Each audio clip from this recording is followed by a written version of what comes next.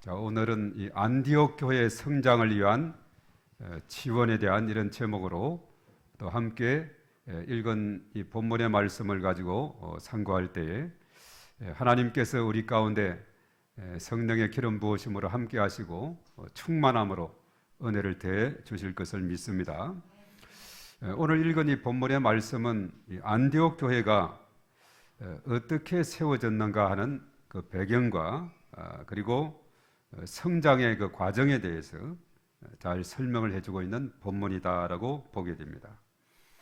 물론 그 출발점은 서대반 집사의 그 순교로 인해서 예루살렘 교회가 환란을 당하게 되고 이제 흩어진 성도들이 안디옥까지 가서 복음을 전파하는 이런 일이 생기게 되었습니다. 그래서 예루살렘 교회가 큰 위기를 당했을 때 그것을 어쩌면은 이 복음 전파의 기회로 삼은 일이다라고 우리가 볼 수가 있는 겁니다. 환란 중에서 성도들이 흩어지게 되고 가는 곳곳마다 주의 복음을 전했다는 사실이죠. 그래서 사실은 안디옥 교회는 예루살렘 교회의 핍박으로 말미암아 흩어진 성도들 때문에 세워지게 됐다라고 보게 되는 거죠. 최초로 오순절 성령 강림을 처음 했던 초대교회는 이제 예루살렘 지역에서 교회가 처음 세워지게 되었고, 그리고 이제 점점 이 복음이 전파되는데, 이것은 사도행전 1장 8절에 나왔던 대로 예루살렘에서 온 유대로 그리고 사마리아로 또 땅끝까지 복음이 전해지게 될 것이다 라고 했는데, 이 복음이 예루살렘에서 거기서만 머물러 있지 않고 점점 온 유대, 사마리아 그리고 땅끝으로 향해서 계속해서 복음이 뻗어가는 것을 보게 됩니다.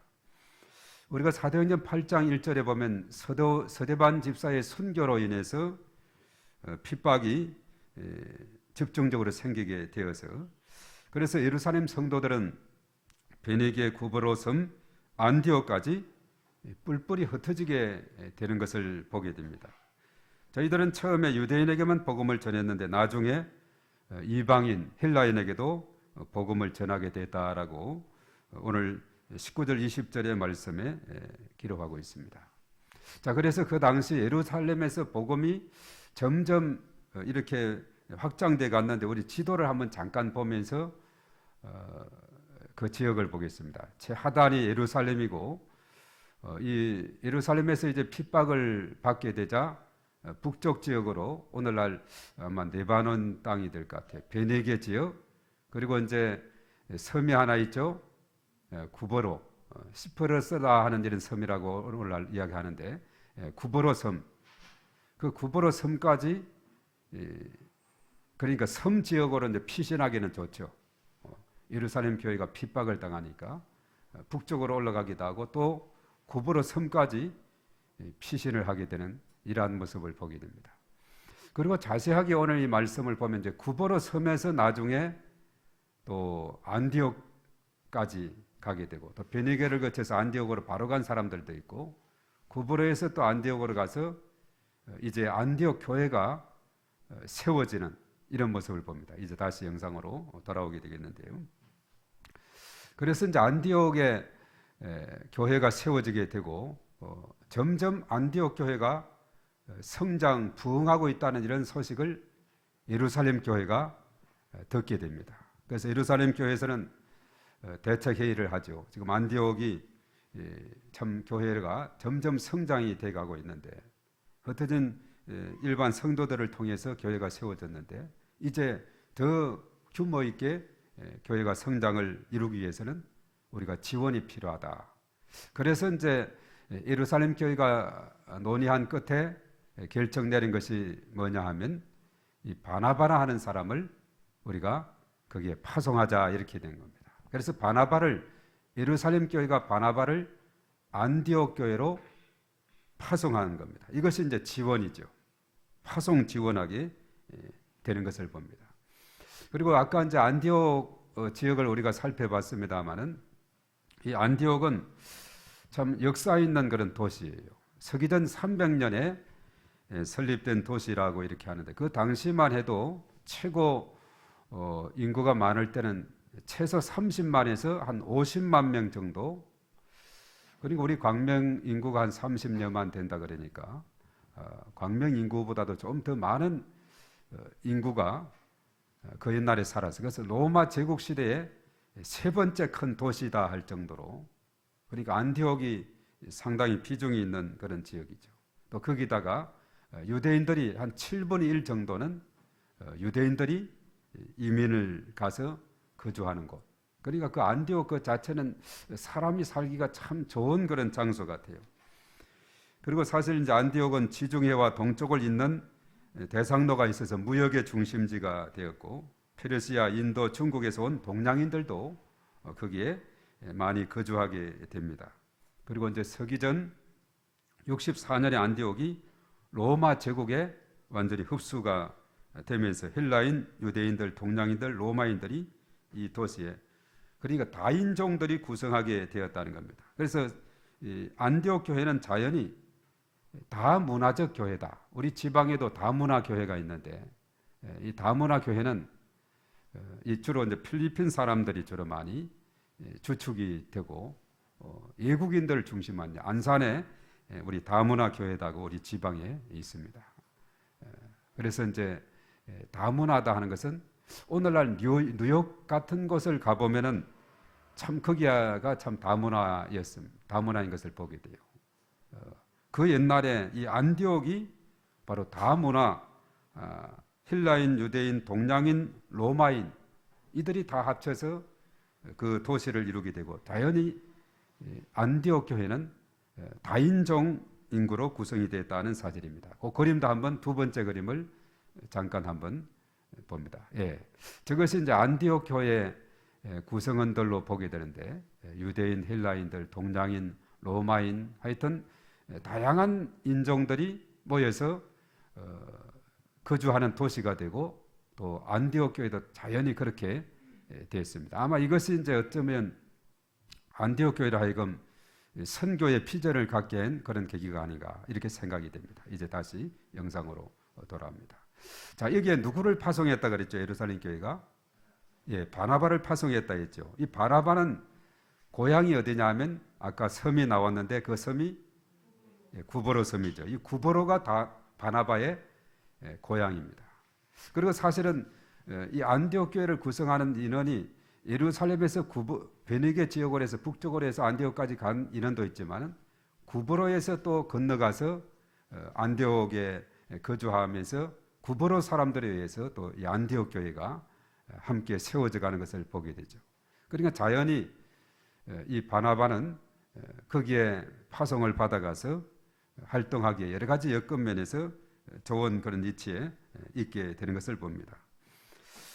그래서 사실 이방인 교회였던 안디옥 교회가 부단히 성장을 해갈 수 있었던 그 요인은 무엇보다도 예루살렘 교회의 전폭적인 지원이 있었기 때문이고, 그 지원은 인적인 지원뿐만 아니라 물질적인 지원까지 가게 되는 거죠. 오늘날에도 보면 이 선교사를 파송하게 될 때 사람만 가지 않고 사람을 보내고 뒤에서는 물질을 보내게 됩니다. 그래서 선교사님들 물질을 보내고 또 기도로 지원을 하게 되죠. 그래서 다양한 이런 지원들이 어우러지게 되는 것을 보게 됩니다. 그래서 사실은 예루살렘 교회는 안디옥 교회에 대한 성장의 소식을 듣고 바나바를 파송을 하게 됐는데, 오늘 24절의 말씀에서 바나바는 어떤 사람인가라고 소개했을 때 그는 착한 사람이었다. 그리고 성령과 믿음이 충만한 사람이었다라고 소개하고 있죠.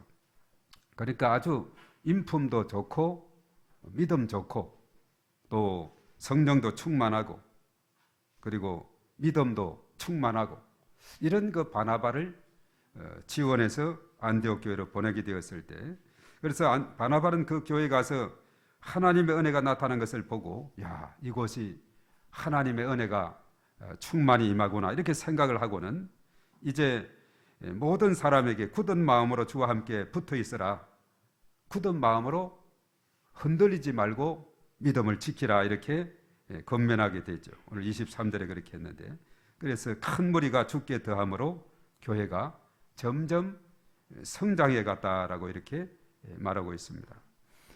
물론 주 예수의 복음을 전파할 때에 주의 손이 그들과 함께 했다라고 21절에 앞에 언급했어요.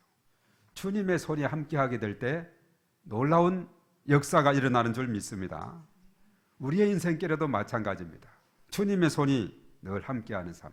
그래서 옛날 분들 기도할 때 늘 손덮어 보호해 주시고, 손덮어, 주님의 손덮어 보호해 주시고, 주님의 손길이 함께하게 될 때 거기에는 놀라운 은혜와 복이 넘치게 됩니다.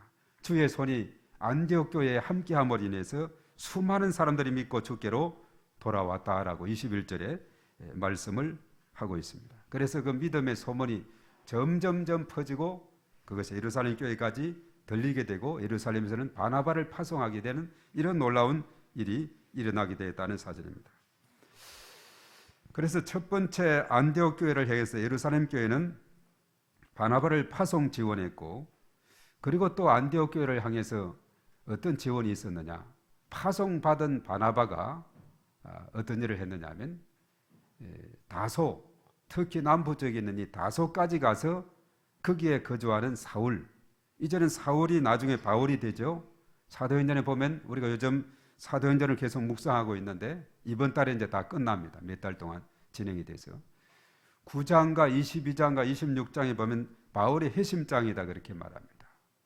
그가 회심을 하고 또 아라비아 지역에 가서 한 3년 정도 이렇게 수련을 쌓고 성경 공부도 하고 기도 생활하고, 그리고 이제 다메섹에서 복음을 전하고 또 예루살렘에서 전하는데 참 여의치가 않아요. 과거에 핍박자였던 바울이 복음을 전하려 하니까 거부하는 사람들이 많고 여러 가지 설설 피하기도 하고, 그래서 아주 여의치 않아서 고향 땅, 바로 이 바울의 고향은 다소라는 지역입니다. 요즘 우리가 이제 바울의 천부장 앞에서 그가 자신의 신분을 밝히지 않습니까? 물론 백부장에게 이야기해서 보고해서 알려주었는데 나는 태어나면서부터 로마 시민권을 가지고 있다. 천부장이 말했죠. 부러워서.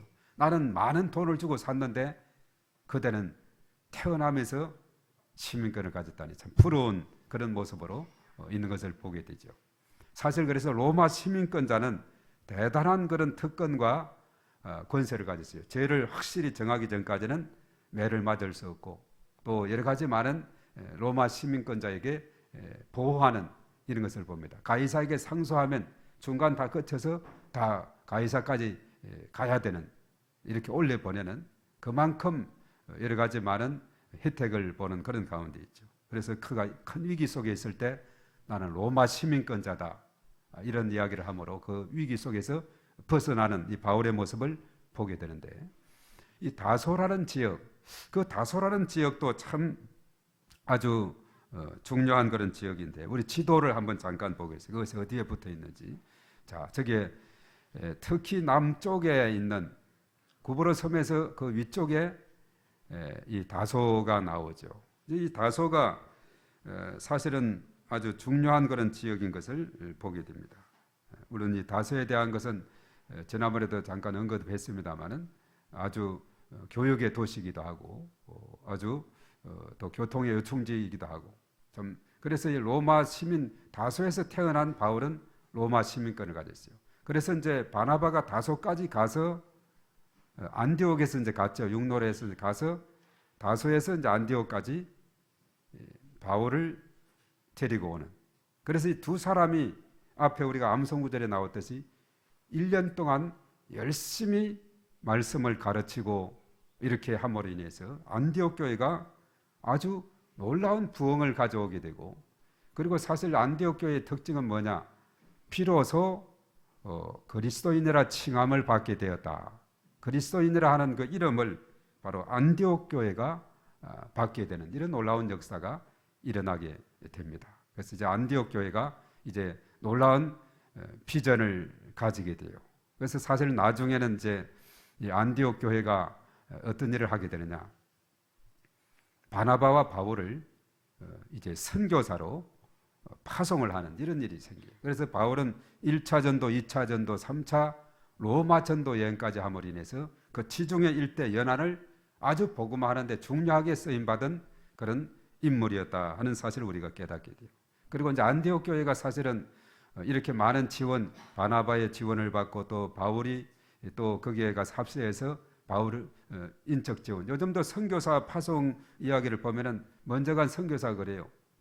조례 갈 수 있는, 협력할 수 있는 선교사를 파송해 주십시오. 이렇게 이제 요청을 하죠. 제가 서울에 있을 때도 터키 지역에서 처음 평신도 선교사로 가서 혼자 일을 하다 보니 손이 많이 필요해서 좀 파송해 달라 해서 한 가정 보내고 또 보내고 두 가정을 보내고 이 세 가정이 협력해서 선교 활동을 한동안 한 적이 있습니다. 처음 갔던 거기에서 이제 이 비자가 어렵기 때문에 시계점을 만들어서 사업 비자를 해가지고 거기에 거주하면서 또 한 사람 한 가정 또 한 가정 이렇게 많이 분담을 해야 되기 때문에 필요한 거죠. 그래서 바나바 입장에서도 안디옥 교회가 크게 성장을 해가니 혼자서 감당하기보다는 봤거든요. 참 이 바울에 대한 것은 전에 잘 알고 있었고 지금 고향에 가서 그냥 머물고 있는 바울을 찾아가서 데리고 와서 함께 사역을 함으로 인해서 더 큰 효과를 얻게 된 것을 보게 됩니다. 그래서 안디옥 교회가 이렇게 성장을 하다 보니 이제는 지원을 받기만 하는 그런 교회가 아니라 이제는 지원을 하는 그런 교회로 성장 발돋움하게 되는데 오늘 읽은 본문 그 다음 부분을 보면은 사실은 예루살렘 교회가 초대교회 모체가 되지만은 예루살렘 교회가 때로는 어려움을 물론 핍박도 많이 있었지만은 거기에서 어떤 사람 아가보라는 사람이 천하의 큰 흉년이 될 것이다 하는 그런 예언대로 예루살렘 교회가 큰 흉년으로 인해서 어려움이 있고 이래할 때에 바로 이 안디옥 교회가 큰 힘이 돼서 바나바와 바울 편으로 부조를 보내게 되는 예루살렘 교회를 지원하는 이런 일까지 생기게 된 것을 봅니다. 그래서 안디옥 교회는 지원도 받았고 이제는 받은 거기에서 머물러만 있지 않고 빚진 자로서 그 사랑을 실천하는 삶을 아주 잘 감당하게 된 것을 봅니다. 우리 사실은 이 성경에 볼 때 전도서 11장 1절에 말했어요. 너는 내 떡을 물 위에 던지라 여러 날 후에 도로 찾을 것이다. 바로 지혜로운 삶이 뭐냐 하면 바로 기회 있을 때 도울 수 있을 때 도움을 베풀어 주는 것이 참으로 이것이 나중에 자기에게 돌아온다는 거죠.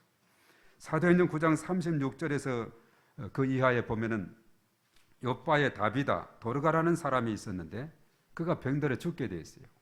그런데 베드로가 기도함으로 살리는 이런 역사가 있었죠. 지난번에 바울이 유두고를 살렸듯이 베드로는 이 다비다 바로 이 도르가를 살리는 일이 생겼어요.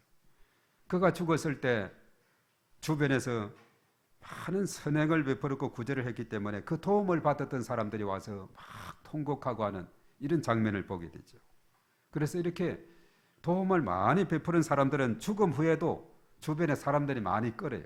그러나 그렇지 않고 그냥 구두쇠로 살아간 사람은 팔이 날리게 된다는 거죠. 그래서 이 다비다 같은 사람, 물론 다시 살아났을 때 함께 또 그들 주변에 울던 사람들이 함께 기뻐했던 것을 봅니다.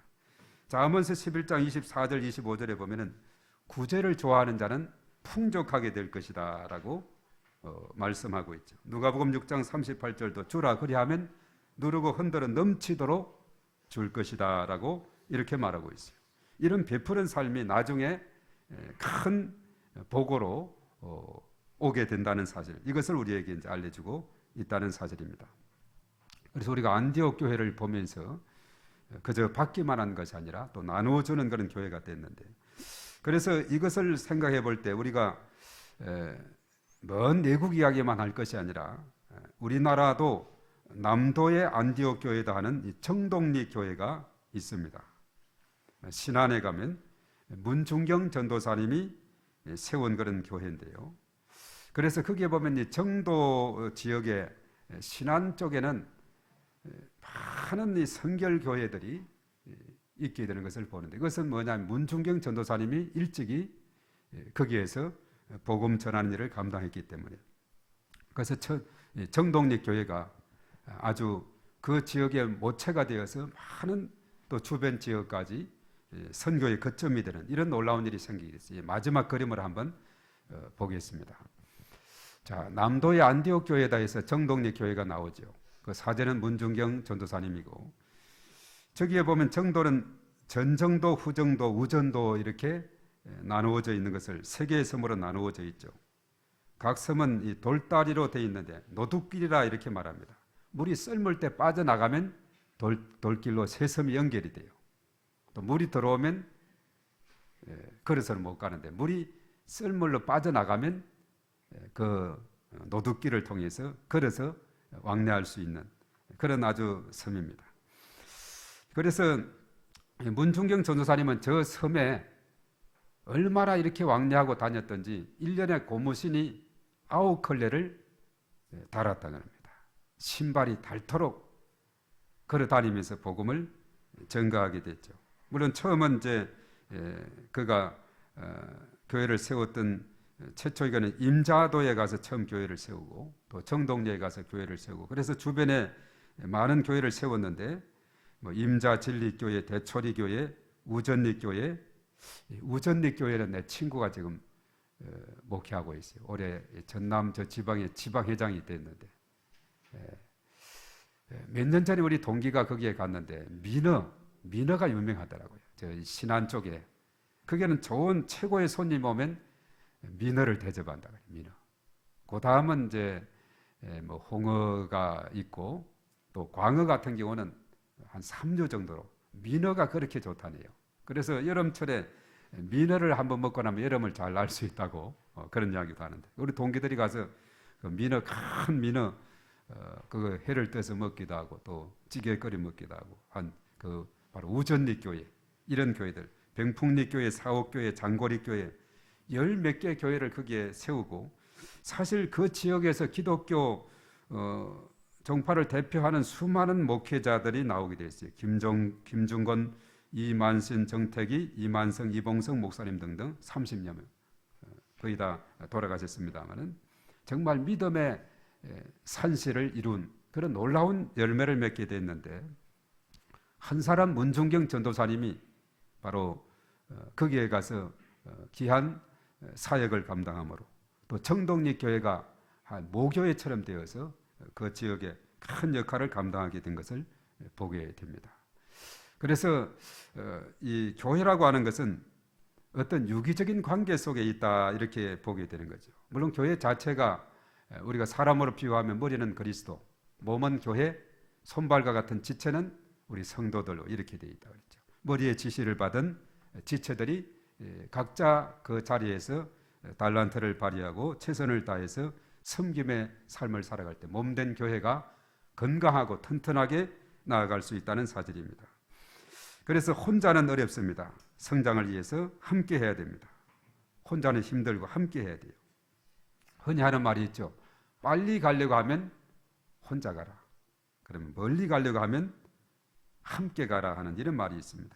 자, 기독교 역사는 2000년간 이어왔고 앞으로도 주님 오실 때까지 이어가야 합니다. 멀리 바라보고 가야 됩니다. 그래서 함께 가야 될 줄 믿습니다. 멀리 바라봐야 되기 때문에 우리가 계속 기도하는 우리 자라나는 다음 우리 세대들 이에서 우리가 부단히 또 기도 참으로 중요한 것입니다. 그리고 선교제는 가든지 보내든지 이것이 필요한 것이죠.